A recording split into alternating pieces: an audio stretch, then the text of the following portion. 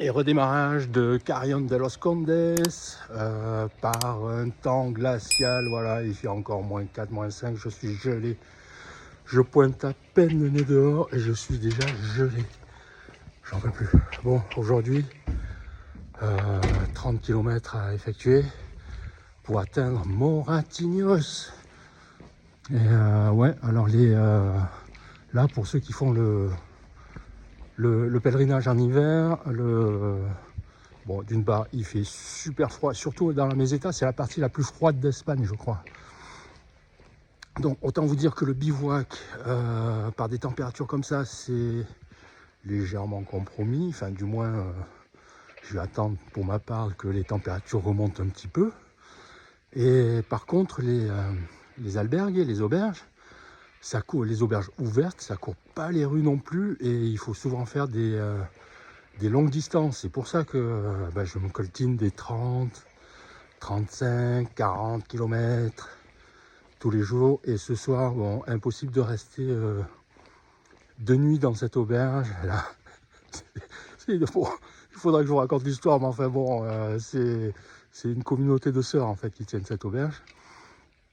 Et bon, elles sont à fond dans le pèlerinage, l'esprit pèlerinage. Hein. Elle m'a dit quoi, tu veux rester de nuit, mais c'est pas des touristes ici, c'est une auberge de pèlerins. Allez, dehors, bim. Donc, et pourtant, je lui ai parlé en espagnol et tout, hein, j'ai fait des efforts. Bon, j'ai pas réussi à la convaincre. Elle m'a dit non, t'es en bonne santé, va dehors, allez, bouffe. Donc, bon, moi qui voulais dormir un petit peu plus, bon, j'ai loupé parce qu'elle m'a dit en plus de ça, non, à 8 heures dehors, il n'y a pas moyen que tu restes. Bon, après, c'est des sœurs. Bon, elle était un peu stricte celle-là, hein. Franchement, je suis pas sûr d'être tombé sur la bonne, hein, vraiment. Bon, ceci dit, c'est pas grave, je me pèle les fesses, on va marcher. C'est cool. Alors, j'en peux plus. Bon, je vais ranger le téléphone là parce que j'ai les doigts là, ils vont tomber. Et puis, je vous retrouve plus tard. Hein. Voilà tout. Allez, à toutes. Ah oui, j'avais oublié. Bonne année à tous. Avec tout ça, moi, j'ai tout oublié. Oui, quand même, petite soirée avec notre groupe, on va dire. Alors il y avait toujours le Slovène que j'ai rencontré dès le premier jour en Espagne. Il y avait une famille de Coréens du Sud, voilà. Donc tous les cas tout mignons là, avec deux gamins qui faisaient le pèlerinage quand même, hein, deux petits gamins. Un peu cher, il y en a un qui est tombé malade, qui était malade cette nuit. Voilà, il y avait donc un mi-suisse, mi-espagnol, une colombienne et 2 Italiens. Est-ce que je n'ai oublié personne? Oui, et puis il y a eu les sœurs, quelques sœurs qui sont venues nous souhaiter la bonne année, nous apporter des petites friandises, un peu de cidre, etc. etc. Bon, c'était tout mignon comme réveillon. Bon, après, j'ai pas fait long feu, hein, avec tout ce que je suis en train de marcher. En plus, j'ai du sommeil en retard, c'est un qui me manque. Du coup, je n'ai pas attendu minuit pour quoi que ce soit. Hein. Je crois qu'avant 22 h, j'étais couché. C'est fou. Je me trouve un peu avant Calzadilla de la Cuesta. Et j'ai jamais vu une ligne droite aussi longue. Ça fait des kilomètres que je marche. Mais c'est dingue. J'en vois pas la fin, j'en vois pas le début. Enfin, le début, je sais d'où je suis parti. Mais alors, et regardez ça. Bon, voilà, moi je viens de là-bas, mais avec le brouillard, on voit pas. Bon, tout le reste, c'est que des champs, hein. C'est ça depuis que je suis parti. Et devant, je ne vois même pas.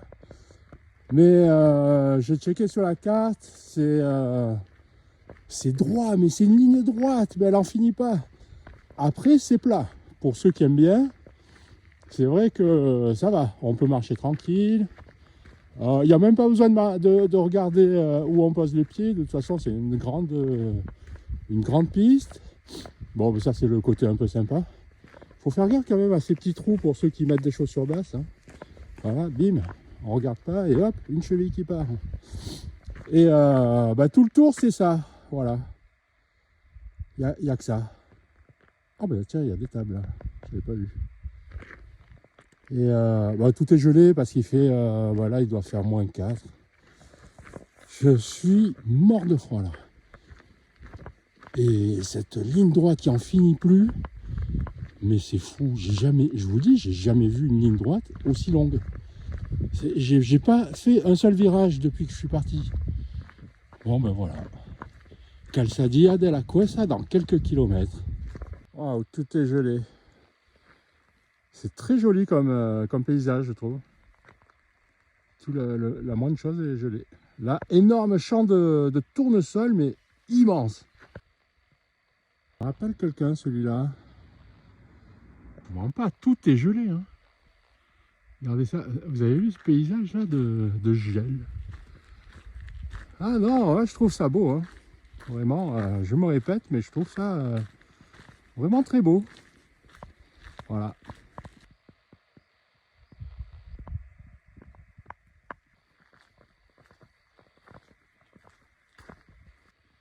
Ça a toujours pas bougé le paysage. Voilà, sauf que le brouillard c'est un peu épaissi. Ça se voit pas forcément sur la vidéo en fait. Et voilà. Ça peut paraître monotone, mais c'est quand même très beau à mes yeux. Arrivé à l'étape d'aujourd'hui, Moratinos. Ah, enfin, je me suis pelé toute la journée. Du début jusqu'à maintenant, et j'ai encore froid. Même en marchant, j'ai froid. Les mains dehors, avec les gants, j'ai froid. Donc là, je peux vous dire que je suis sacrément content d'être arrivé dans quelques centaines de mètres. Et voyez tout ce que... Mais le paysage, il n'a pas changé. Si, ah ben si, il y a quelque chose qui a changé, c'est que le brouillard s'est un petit peu épaissi. Voilà, champ de vision en deçà de 100 mètres. Et là, première habitation de Moratinos. Ouh!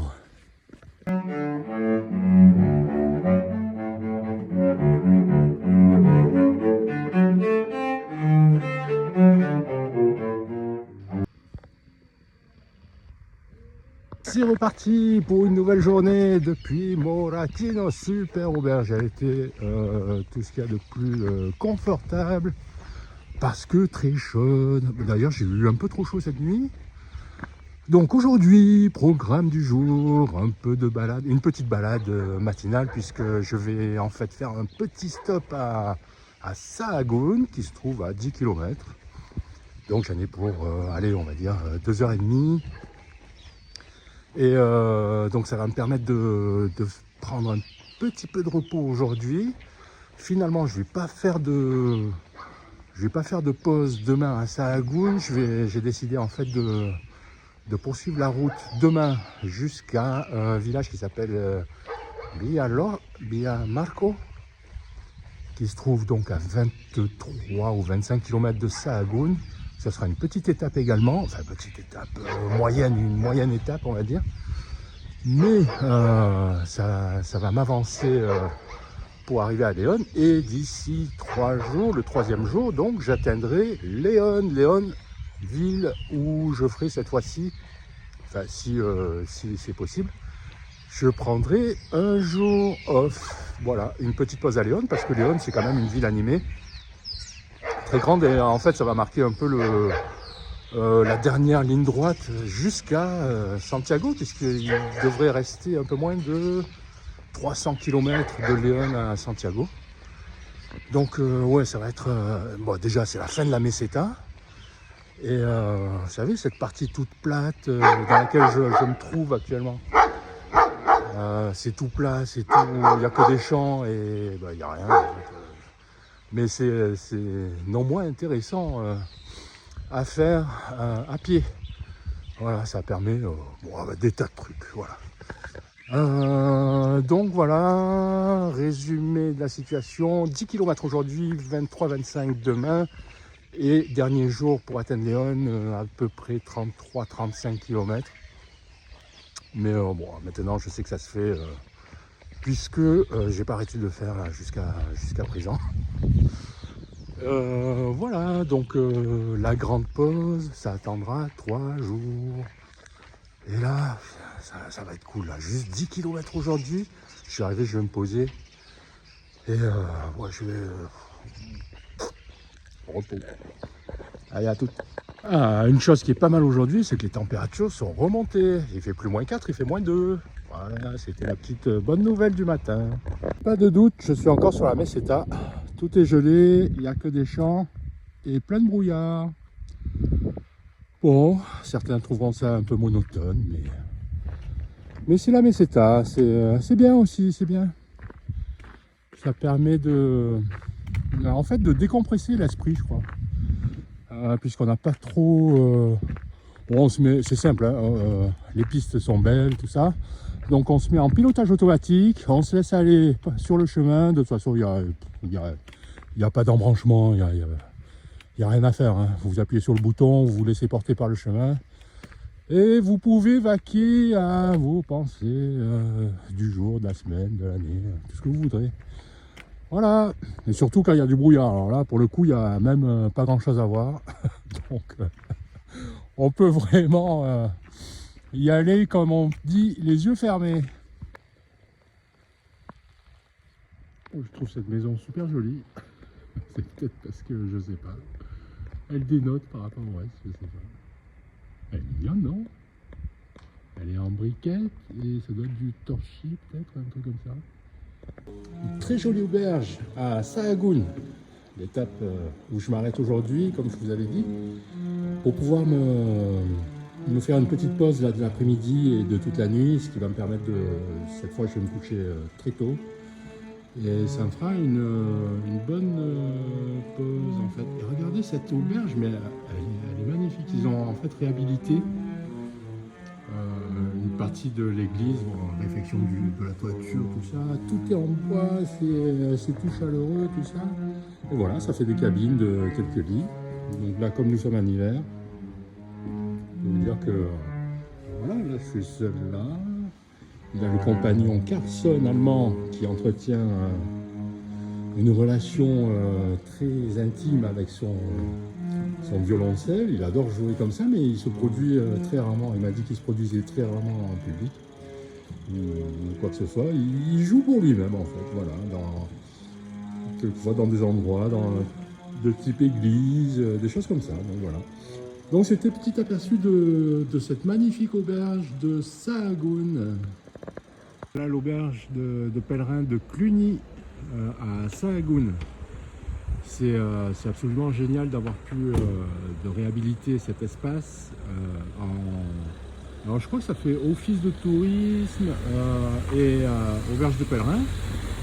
Et là, vraiment, en tant que pèlerin, vous êtes dans l'histoire hein, des pèlerins parce que on est vraiment dans un bâtiment historique qui est complètement réhabilité. Donc c'est génial de se retrouver là-dedans pour un prix quand même modique puisque c'est une auberge qui est gérée par la municipalité, il me semble. Bon, la vérité c'est que je serais bien allé faire un petit tour en ville là, mais je me gèle de l'autre monde comme jamais. Je suis crevé, je crois que j'accuse le coup du kilométrage passé. Aujourd'hui, comme je vous ai dit, c'était une étape d'une dizaine de kilomètres, quelque chose comme ça, mais je serai à Léon d'ici après-demain en fait. Ça défile, mais à une allure pas possible. Voilà, donc à vrai dire, là il est 3h30 je crois de l'après-midi. J'ai déjà juste envie d'un truc, c'est d'aller me coucher, tellement je suis fatigué. Mais je dois faire des vidéos. Donc je vais essayer d'avancer dans ce domaine avant d'aller me coucher. Parce que là, en fait, j'ai trop froid et j'ai trop sommeil. Et je crois que c'est la fatigue de la marche dans un environnement hostile. Voilà, donc je vais vite rentrer un peu plus au chaud là. Et je vais me passer une douche brûlante parce que là j'en peux plus à vrai dire. Voilà, bon, sur ce, je vous dis à plus tard et de toute façon, on se retrouve sur le chemin. À toutes.